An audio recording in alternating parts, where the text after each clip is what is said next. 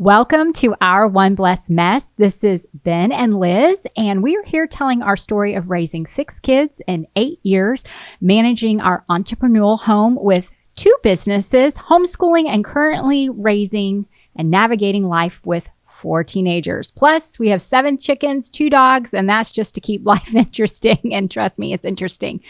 Today's conversation topic is about what, Ben? What are we talking about today? Well, before we get to the topic, I just want to say how nice your hair looks. Aw, thank you. You're so kind. I've been trying to go to compliment school.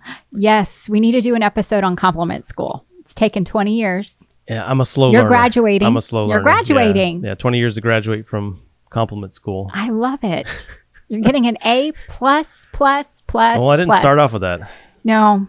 That's okay. But it's all right. Yeah, another topic for another day. It's okay. Today, you think it. It doesn't come out of here to here. Yeah. That's the problem. There's a disconnect between here and here. Yeah. So anyways. But it's okay. We're working on it. We're working on it. But thank you. Thank you for saying that. I appreciate it. You're welcome. So today's topic is raising anti-fragile kids. Yep.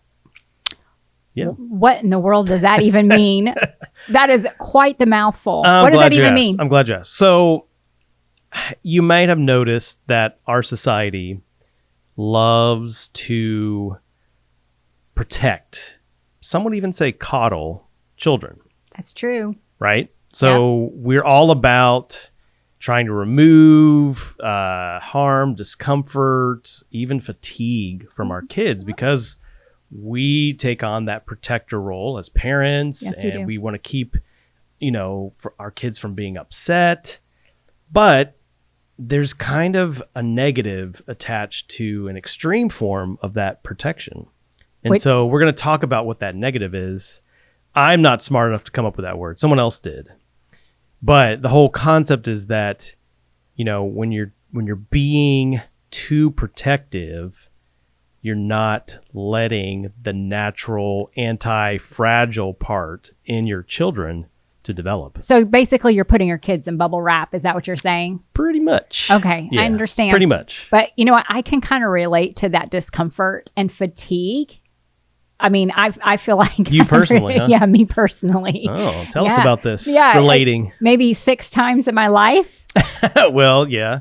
6 times that I didn't experience that. No, you certainly didn't. I mean, I had some sympathy cravings, and let me tell you, I got really tired watching you give birth. This is actually true. I had to take a nap once or twice. Oh my gosh. I don't even want to get into the nap schedule.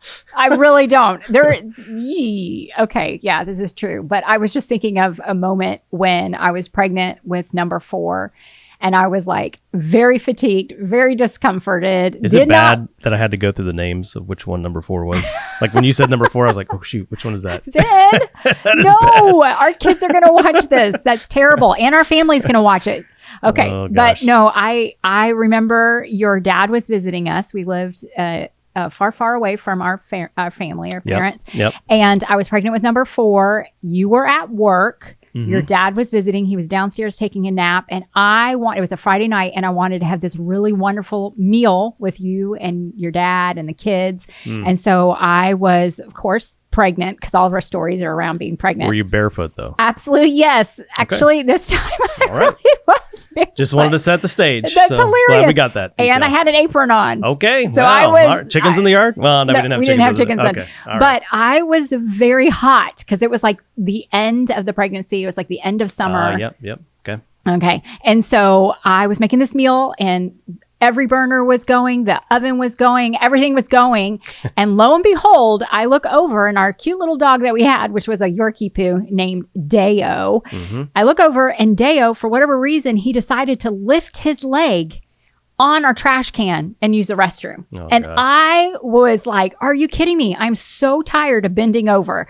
Any moms out there ever been at the end of your pregnancy and you're like, I cannot pick up another toy. I'm not picking up any more laundry. Like it hurts, right? Especially at the end of the day.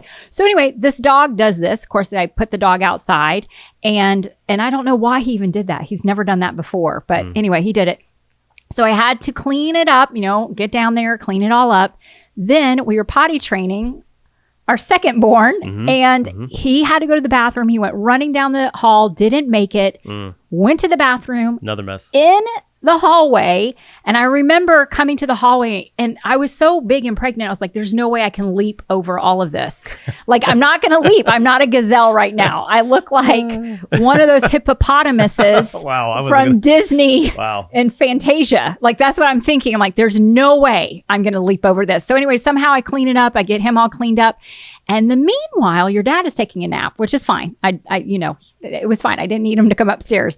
But you call me. Why did you call me? Do you remember? Because my car broke down. Well, I thought it wouldn't start. Yeah, like I think the battery, something was going on with the battery. Yeah, battery died. So yeah, I called him. And then I think he was going to come get me, right? Yeah, you called me. You said, can you have my dad come down? Because he didn't answer his phone because he was sleeping. So your dad had to go downtown to go meet you. And of course, your dad wakes up. He gets going. He heads on down the interstate to meet you. Then I get a phone call and somebody in your parking lot, I guess, jumped you. Yep. Yeah, okay. Yep. So then it was calling your dad, telling him to come back. And so while all this is happening, I've got bubbling pots of food and stuff in the oven. And I'm hot. I'm barefoot, literally barefoot and pregnant. And your dad comes in the door and he could tell that I was like a little bit on edge. Flustered? Should we say flustered? Yeah. Fatigued and distressed. That's what we're talking about here. You might have been a little fragile, is what you're saying. I was definitely fragile. And so I heard our little girl crying in her crib. And he said, what can I do? And I said, you know what? Can you just go check on her? Because she was waking up from her nap. And so your dad went in there and he was in there for a very long time, probably 10 minutes.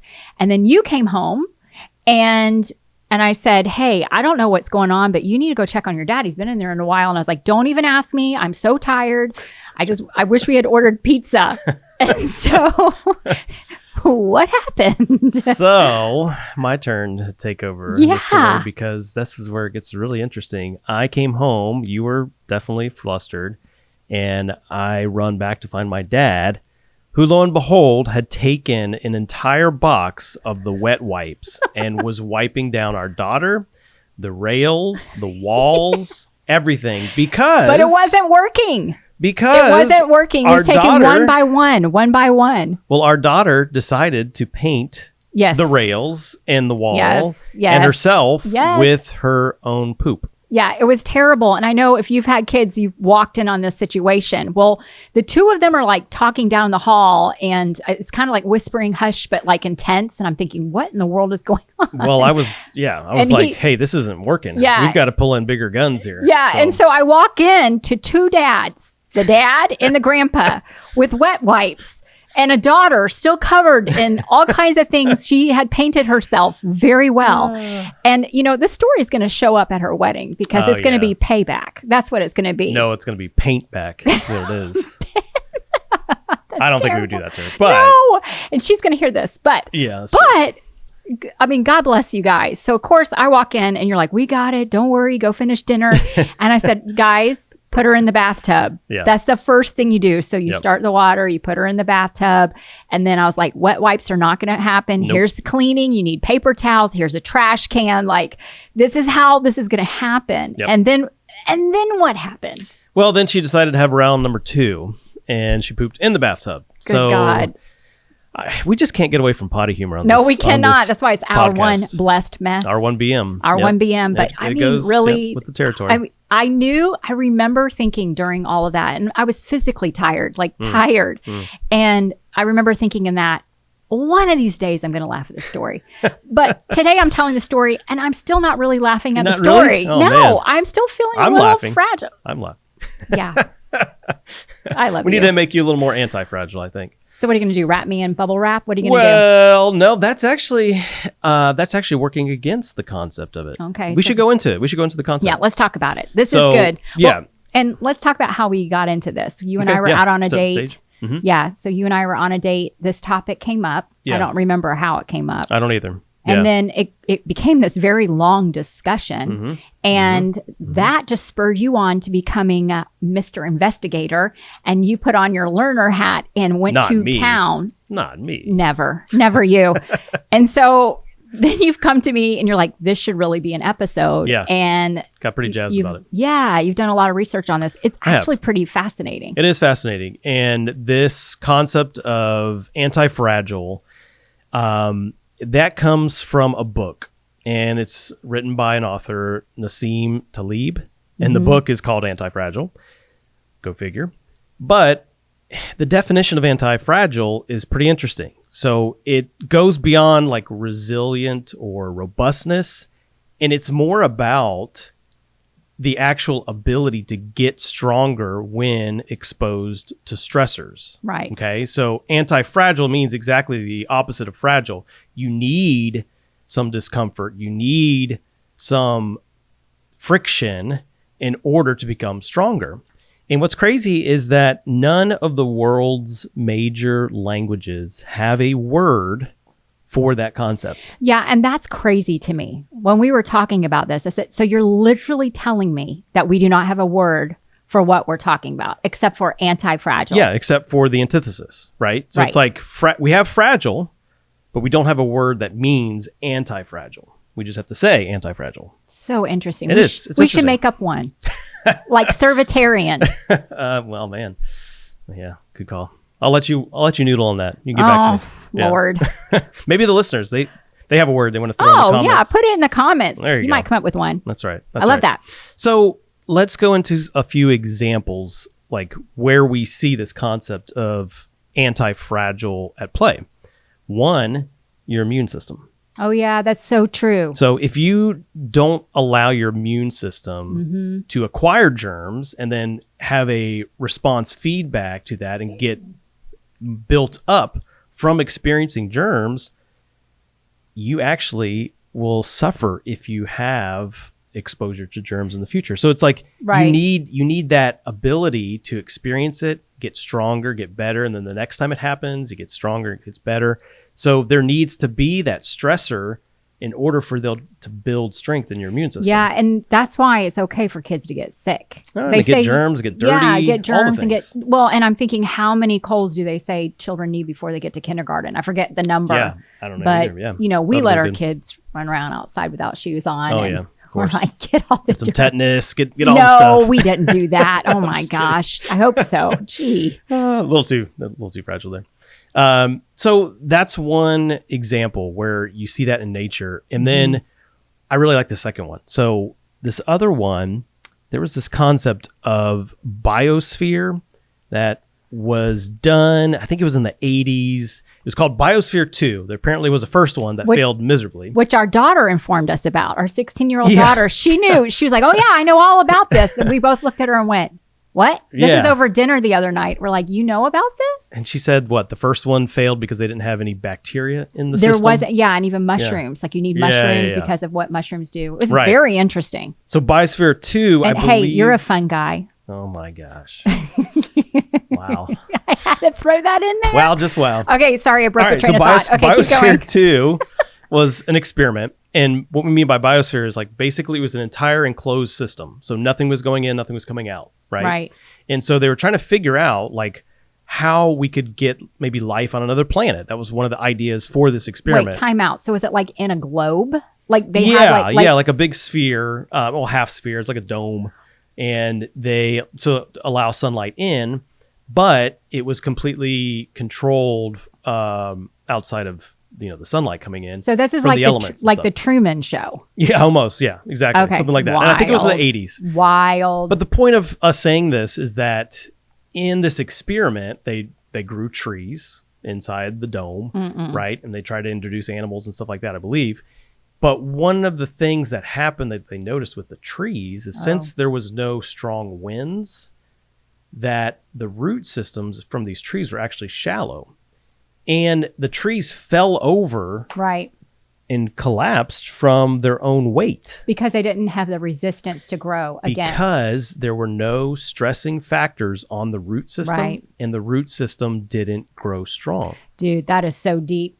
There was no wind. There was no wind that is to so buffer the tree and make it stress the roots, where the stress response then made the roots go deeper. So because there wasn't that, the tree couldn't support its own weight. Makes me think of Psalm 1. One of my favorite Psalms. Yeah. Anyway, we're not talking about that, but keep going. This is good. So, and then here's another crazy example of something like that in nature with this kind of anti-fragile response. Did you know that buffaloes, when there's a storm out on the plains, Oh, yeah. they don't run away from the storm. Right. They turn into it. They turn into it. It's wild. That is wild. There was a bunch floating around on social media about that. Yeah, and the idea is that you get through the storm quicker by running into it. Which makes sense. Yeah. But I mean, wow, what a metaphor. Like, instead of running away from the storms of our life, like running through them. Yeah. That's well, and crazy. turning and having the wherewithal to go ahead, be like a buffalo Yeah. and just head into the storm and Head know right you're for going to it. hit it, but know you're going to get through it. Yeah. I mean, that's another deep thing. That is very deep. Yeah, you could unpack that for a while. Whew. Okay, so one last thing here for another natural example, muscle growth. Oh, yeah. Okay, so if there's no stressors on your muscles, they actually won't grow. So what I mean by that is when you use them and you stress them and they have micro tears, Keep working. they get rebuilt bigger and better the next time. So if you don't use your muscles to that stressor point, you actually don't get bigger muscles. They'll become stronger. So you need that anti-fragile system in your muscles to actually grow stronger. And all the women who are going through perimenopause and menopause say amen. Because we all got to be strong. We don't want osteoporosis. So, What, you don't have an amen for that? amen. Okay. A woman, actually. Benjamin. Sorry. Okay. Gosh. Speaking of Yes. scriptural references for this concept, you might be asking yourself, is that in the Bible? We think so. Yeah. We think do. so. We do think it's in the Bible. Do you want to take that first verse? Sure, I'll take the first one. This is James 1:2-4. It says, "Consider it pure joy, my brothers and sisters, whenever you face trials of many kinds, because you know that the testing of your faith produces perseverance. Let perseverance finish its work so that you may be mature and complete, not lacking anything." I do love that verse. That's a hard one. It is. I do love it. It's hard because it's talking about hard things. It is. And I use that verse a lot with my business, But to be honest. in some ways, like, that's the anti-fragile concept right there. Right. Consider it pure joy. Like, why would we consider trials of many kinds pure joy? Because of what you get out of them. Right. So if you never had trials, would you really even test your faith? Would it even really prove perseverance in your life? It's a good question. I don't know. Uh-uh. I don't think it would. No. I think we are made to be anti-fragile, even in our spiritual relationship with the Lord, where we need those stressors in order to build something of character strength. So it's kind of an intense thing. It is. It's very intense, but I love that too, because in the end, it's going to be mature and complete, not lacking anything. Not like, yeah, that's crazy. So stress as a way to not lack anything. Yeah, Yikes. I know. I don't know if that would preach very well. I mean, I'm having a hard time with it just now. Sheesh. So what's the next one here? So Romans 5:3-5. Let's just read that. So not only so, but we also glory in our sufferings, because we know that suffering produces perseverance, perseverance character, and character hope. So again, it's kind of reinforcing that idea that we should embrace our sufferings because of what it produces, right? So Right. that anti-fragile system, I think, is found in the Bible, and it as it relates to our spiritual formation. And so I think we got a couple stories about this think anti-fragile. You need to tell the one of what you did as a teenager. That's a hard lesson. That was a hard lesson because to you just told that one to some of our kids. learn. We did. Yeah, right before this, we were Yeah. talking about that. Yeah. Uh-huh. Still Yeah.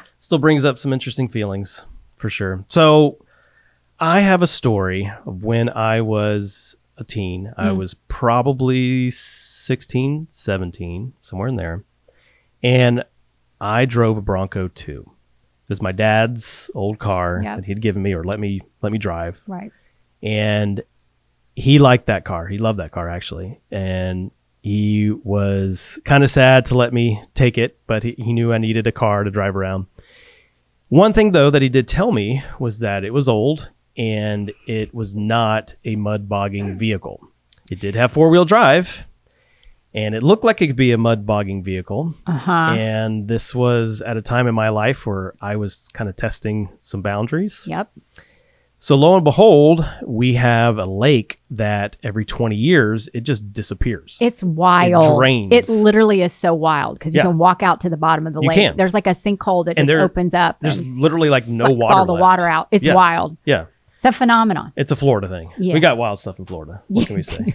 So anyways, me seeing this happen, me having a 4-wheel drive vehicle, but my dad saying, hey, don't get any ideas. Guess what? I got some ideas. Yes, you did. And then did. what happened? So I went out to the dry lake bed with a buddy of mine, and we tried to go mud bogging. And we got stuck. Unfortunately, all the water wasn't quite drained out of all the mud yet. So we found a little mud spot and got stuck, and I had to shove a carpet underneath the tires to get out. I mean, it was kind of wild. We were stuck for probably a good hour and eventually got out. The problem was, so when we got out, the vehicle no longer made it out of first gear. Right. So we were in first gear permanently. Yep. Ruined your car. So I drove home very defeated, knowing that I had disobeyed my dad. And oh, by the way, I had just won a website contest. I thought I was hot stuff. I won $500. It was the city of Tallahassee website competition. And I entered and I won. And I don't remember the exact department or whatever, but It was from the city. yeah, got a city. And so I got $500. And I mean, as a 16-year-old, 17-year-old with $500 in my pocket, I thought, I mean, You won the lottery. pretty much. Yes. Yeah. And so what happened? So I came home and told my dad. Yep. And obviously he was upset. Oh, yeah. And then what did you have to do? And he told me, well, son, all that money that you got, you know, it's going to go right to fixing the vehicle. And that was a hard lesson to learn. Very hard lesson to learn. My dad could have said, hey, you know, I'm sorry that happened, but, you know, maybe we can split it or do something. But literally all the money that I had just won Went right to the into vehicle. It. Yeah. And I don't even think that paid for all of it, actually. Probably So- not. Not but for anyways, what you did. Yeah. It was a hard lesson. I felt really low. Go real high and then go real low. But I have to say, learning that lesson taught me so much. Taught me so much about the value of money, number one. Number two, the value of obedience. Right. And also a little bit of peer pressure, because I have a feeling I was showing off a little bit with my buddy. And I probably wouldn't have made such a snap decision. I think I had he not been remember there. the buddy Yeah. that you were with. So, but you learned a lesson there. I did. In that growth. Yes. And I think that's kind of a little bit of the point we want to make, is that our kids are actually hardwired to be anti-fragile. We are made to rub up against resistance, Right. figure it out, and be better for it. And that was a time in my life where I did that, and it shaped like who I was to become. Right. You grew up that day. I did. And a little bit. Yeah. Not a lot, but a little bit. I grew up in, you know, some different ways. Well, and also I'm just thinking that us parenting, you know, there's a lot of times that we are faced with some decisions on if we're going to let these kids really feel the brunt of their decisions Should or we not. sweep in and save them, or let them Figure it out. And we've had to make some hard choices. We had, and but it was because it was good for them right in the end. Right. It was a good lesson to learn. Yeah, 100%. And I think that helped me kind of set that own pace with our kids, like learning that I had to overcome something. And, you know, my dad let me walk through that. And I'm thankful actually that he did. I'm thankful that he did make me pay for it. And it was, I mean, he should have. It was my mistake. Right. And it was my doing. But it was still a hard lesson to learn. What about you? You got some lessons, don't you? I do. I was just thinking about in my business a lot of times it was this concept of going for no. So my business was in sales with a That's a book, right? Yeah, it is actually with a beauty company. And so I had to learn how to basically go against all the resistance to build resilience in myself. And so being in sales, if any of you are in sales, you know what I'm talking about, because you put yourself out there and it's like, okay, nobody's saying yes, and this is really embarrassing, but I believe in what I'm doing. I love this product. I believe it's going to help others. And so this concept of going for no, it's like you go through all the no's to get to the yes. Now, there is a book. It's called Go for No, and maybe we can link it. It'll be on Amazon, right? We're going to do that? Okay. Yeah. And so great book, quick read. It's only like maybe 70 pages or something. So it's something that you could probably read within an hour or so. But what I would do in my business, literally, I would sit down, I would make 100 bubbles, circles, and I would make 100, attempts, because I can control how many attempts I can make, but I can't control whether people are going to say no or yes. But I got to that place where I knew that if I got at least out of every 10 attempts, I would get 9 no's and 1 yes. Oh, interesting. Yeah. You got it down to a formula. I did, because working in my business. And so after doing this year in and year out, building my customer base, building, basically my business, what I found is that I had to go into this like a buffalo, go straight into the storm and make the decision Did you have horns? that no. Oh my gosh. Wow. Okay. Listen here. Derailed. Listen here, Mr. Mud Bogger. Yeah, I'm on to you.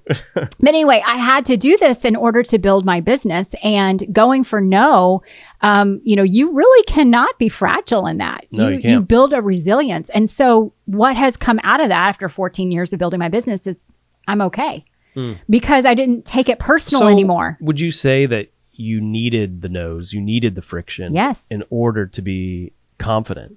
Well, and to be confident. To get to the yes. To get to the yes. And then when the yes came, it was so much more sweeter. Like it was wonderful to get the yes, to make the appointment or to make the sale. Do you think people just sometimes give up before they even absolutely. get the opportunity for the yes? Absolutely. I mean, in any area of life, this doesn't just have to be, within what my circumstance is, but I coached a lot of people on my team and they would give up. And I'm like, if you just keep going, you will see the results. So is it a little bit like crack when you get that first yes? You just want more? Oh, Lord, have mercy. I mean, not that I know what that's like. What the heck are you even, what a a bad terrible analogy. scenario. Yeah, let's find something else. Like caffeine. Sure. It's even worse. Oh my gosh. Yeah. How fizzled pretty bad. about the first time you give kids cotton candy and they're like, oh, I want more. It tastes so good. I mean, I feel like that's a better example than anyway. What are we talking about? Okay, so boy. the point Spiraling. is that you want it's good to have resistance. And also, too, I find that when you go through things, when you are faced with trials and tribulations, when you are in the presence of others who are walking through that, because you have this resilience, they connect with you. There is an understanding that maybe if you just everything was always so easy, people just do not understand. I will also more authenticity, but I will also say too that if you have people that you're around that have never experienced anything hard whatsoever, they're totally unrelatable. Like it's just they don't have compassion or empathy. Yes, I agree. Right? I agree. And what is that scripture that you read? I think it was out of Isaiah, or maybe it was out of Psalms. Oh, it's good for me to be afflicted so that I might learn your statutes. That's in Psalms. And that verse has come back so many times in the last year, just in our life. But yeah, you're right. Like it's good for that affliction to happen so that I might learn your statutes. Talking about the Lord. It's David, I believe. But that's such a crazy perspective. I was glad, or it was good for me to be afflicted so that I might learn your statutes. And I think that's goes exactly, seeing the no's almost as fuel in order for you to grow in your business. Yep. And I ended up having a very successful business. Yeah. Because I was the buffalo that turned into the storm and and you went for it. Without horns. I don't know. Your horns come out sometimes. Stop. Moving on. Let's talk about it. So what can we take? Like, let's talk about a few practicals with raising kids to be anti-fragile. We've talked about what anti-fragile the concept is. We talk about even our own life related it to one story about me being a kid. But like today's parenting culture, right? Oh yeah. We don't want them to get hurt. We don't want them to experience any kind of danger. We're so paranoid about strangers so that, we keep our kids like indoors and under a watchful eye all the time. And, and sometimes we trade out some physical play for screens because we think screens are safer. Oh boy. Okay. That's going to be an episode that we're going to have to get on another day because this is a hot topic for you. Yeah, it ain't safer. It is not safer, and at some point in time we're going to tackle this because this is definitely something that we need to talk about. What you just said, but we're talking about fragile and anti-fragile. We'll go for another hour. That will go for a whole another couple hours. Oh man, yeah. If we get onto that, yeah, it's a deep dive. That's it. Yeah. So let's break it down. So we've got some physical examples of how to build anti-fragile kids. Right. Here's a real simple one. Let them climb trees. Ooh. I have a funny story about that real quick. Okay, let's hear it. So do you remember when we went to Williamsburg, Virginia last year? And okay, our kids can be sometimes like the Von Trapp family, not just because there's a bajillion of them, but I mean, they're up in trees. Like they're just like, oh, there's a climbing tree, and the shoes come off and they're up the tree. Like it's just how it is. So we were in Williamsburg with your parents and having a wonderful family vacation, which we were enjoying. We're at the Colonial Williamsburg. So it's like really cool. You should go visit if you've never been. Great American history. Anyway, we're waiting for the trolley and there's a great climbing tree. And what do our kids do? They take their shoes off and they're up high up in the tree. Now, I'm used to our kids climbing. You're used to our kids climbing. The grandparents are pretty much used to it, but all the other grandparents, because we were the only ones with kids this day, none of them are used to the kids climbing. And so there were people freaking out around us, and so I had to go over. They were pretty high. They were a little too high for comfort. Some of them were, not all of them. But I'm like, hey guys, I need you to come down from the tree. And then when they came down, they're like, Mom, we were fine. Why'd we have to get down? I'm like, everybody else didn't think so. They're about to call the fire department. We need to teach those grandparents about anti-fragile. Oh yeah, good luck. So within reason, right? But like, let them experience a little bit of dangerous play. I think that's kind of the concept. Like, don't be so quick to keep them from every danger. Allow them to experience reasonable danger, right? Yeah, as long as they're not, like, in serious harm's way. Exactly. Well, and there's also all this development stuff that's out there about when children are, balancing, or they're up high and they feel the sway, or, I'm just talking about this because of a tree, but there's so much that happens where they experience the limit of their bodies. Right. And that's part of their development. Right. And so if we keep, it's how they learn. And if we keep keeping them from that experience because we're so afraid they're going to fall off of 2 feet. Right. How are they learning? Right. I'm just saying, how are they learning? Okay. Moving on. So another one is allow them some rough play, right? With one another. Some rough housing. Okay. And on top of that, here's one that can kind of go along with it. Hold on. Of course you put rough play in there. I mean, you're the dad. What? Yes. Your mom and I would agree, and my mom would agree, that sometimes it's a little, like, especially with boys, but you know what? They're having so much fun. And they're just tumbling. It makes me think of Swiss Family Robinson when they're roughhousing.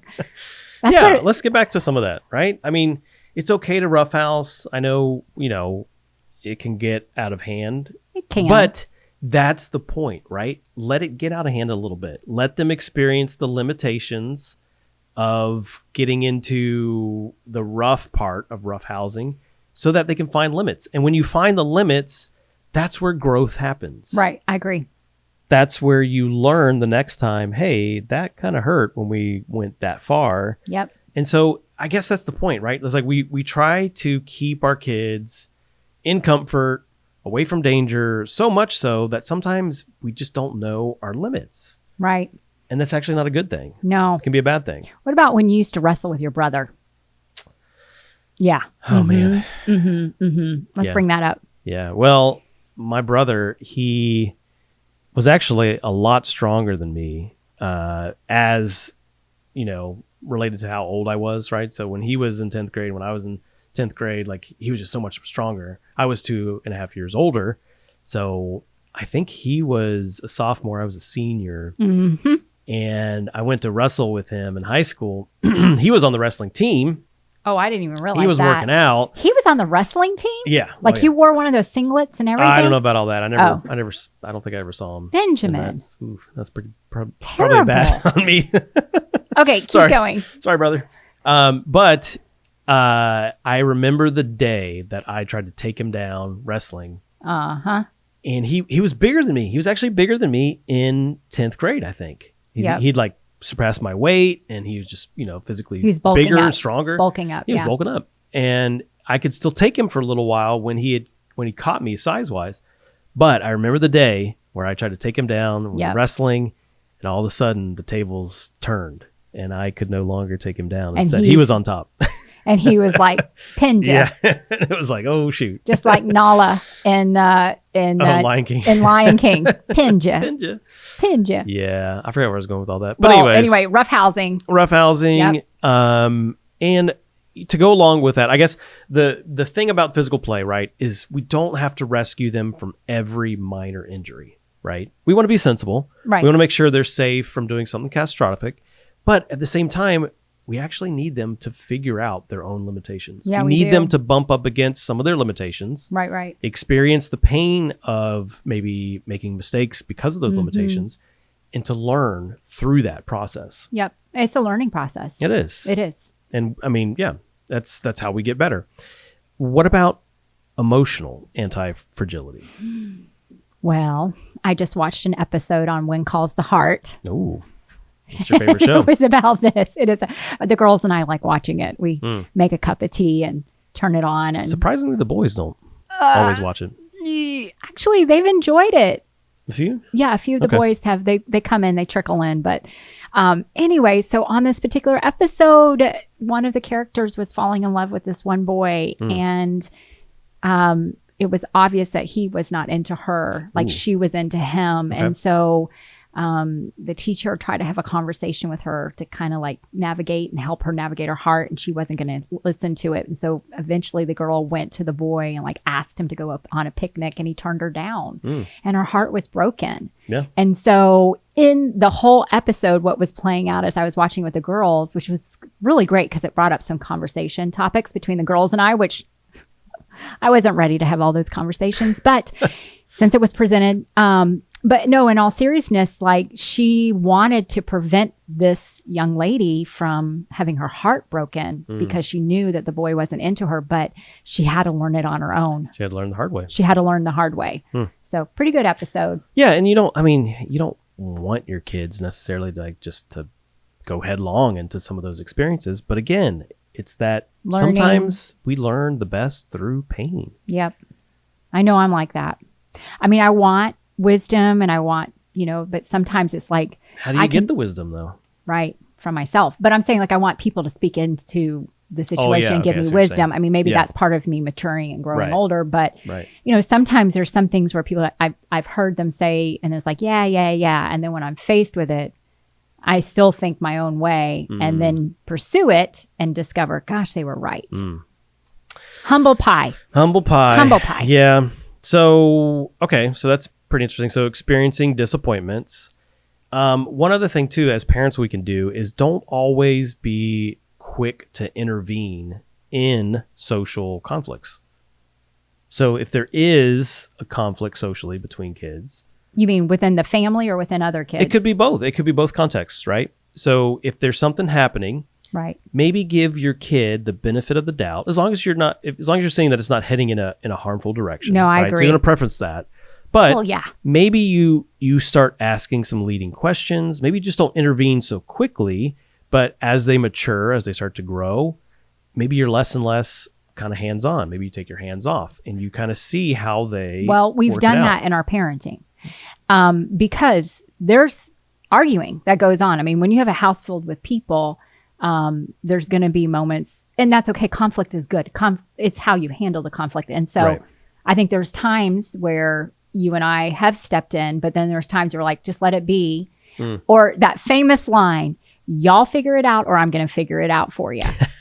And you better believe they figure it out, right? They don't always like it when we figure it out. Nope. And so they better quickly resolve their conflict and figure it out. Now, there has been times where we have had to bring the party into our room and, we have to guide them. Yeah, and have a conversation and, you know, because they just can't get over the hump for whatever it is, especially as they've been developing as teenagers with all the hormones and the sensitivities and all the emotions. All the things. So, things. That's okay. So emotions, right? Right. Like teaching them how to process those emotions too. Right. I think that's important. Not just avoid negative emotions, but when you have them, what do you do with them? Right. Exactly. Like how do you let those emotions help guide you to a better, mature place? Right. And so instead of running from them, you know, I guess like, how can we help our kids understand what they are, why they're having those emotions, and then what you can do to kind of let those emotions guide you back to a place of maturity, not stay in those emotions. True. But I also just want to say sometimes with teenage young ladies, okay. I'm out of my element. Way over there. Sometimes they just need a good cry. Yeah. I mean, that happened, just a week ago. And it's true. We had a daughter who was she just needed a good cry. And I saw myself in her because there's sometimes I just need a good cry. I don't even know why I'm emotional. I'm just emotional. I need a good cry every now and then. No. Yeah, you're solid as a rock. What are you talking about? I'm a softie. You actually are a softie. I did. But you know, even in the midst of that, like saying, hey, you know, she was just crying. And I said, you know, what's going on? Why are you crying? She's like, I don't know. I'm just emotional. And I thought, well, I know why you're emotional. The writing's on the wall. If you have teenage daughters, you understand. But anyway, and then she just cried. I just held her. And then we started talking through some of the things that maybe were layers deep and just looking at it and going, okay. And it was a teaching moment, you know, for both of us to actually look at what's going on here. Why am I feeling this way? Yeah. So, yeah. That's good. That's good. Okay. Maybe the last topic here. What is it? In our anti-fragility for kids, spiritual anti-fragility. Good. So one of the things that we like to do with our kids is ask them hard questions. Yep. We like to kind of put it out there. Like, so some of the more intense topics within faith, we like to talk about them. We like to discuss them, you know, whether it be, I don't know, matters of racism or diversity, you know, diversity, once saved, always saved, you know, giftings, what different denominations believe about different things. Like we try to bring it up. We try to have healthy discussions, and we try to set the stage where it's like, no question is a dumb question. Right. And even the question of faith in particular, right? Like some doubts, like let's not run away from it. Let's expose it in our family setting and tackle it together. Right. And so I think that is a good way to help bring some anti-fragility into your kids' spiritual development. Well, and so they're not shocked. Yes. Either. Right. I mean, we need to be having these conversations. We would rather have them be shocked at our home. Yes. Than out in the world. Well, and I'm thinking of sex ed and family devotions, right? Oh, Lord. Of course he brought that up. That was last episode. If you want to hear a shocker, go listen to the last episode.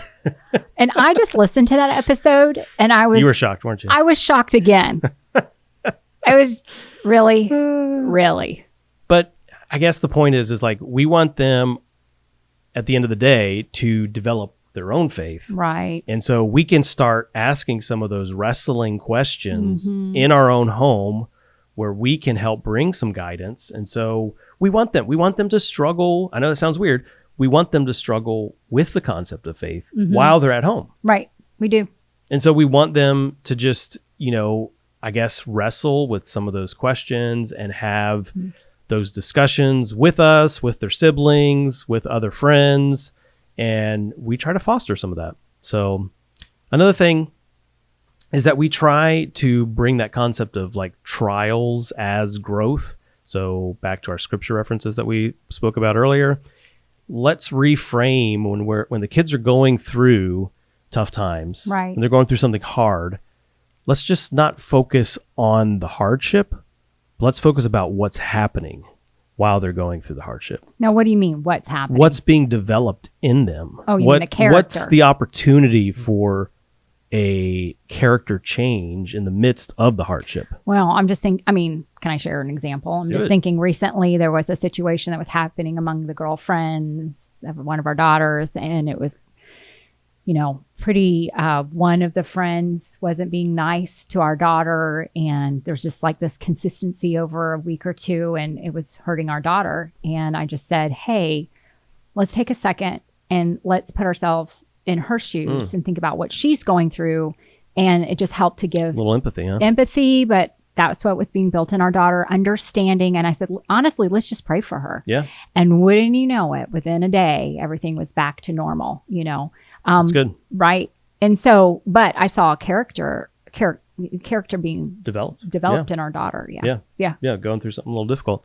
And one other thing too that I think we've done even recently is just invited them into some of our own struggles. Absolutely. Right? Where we're like, we're not perfect. We're not going to try to put on airs. Nope. And instead of like beating around the bush or trying to hide something that mommy or daddy is going through, like, why not just talk about it? Now, obviously you got to be, sensical and use age appropriateness. Right. Absolutely. But if it's something that you can share with the family, and talk about openly your own struggles, maybe you have your own doubts, right? And just bring that before the family, and not obviously trying to instill doubt in them, but talk about how you dance around, your own doubts, or how you overcome your own doubts and what you do. And I think that's important because it allows them to see you as authentic. Well, yeah.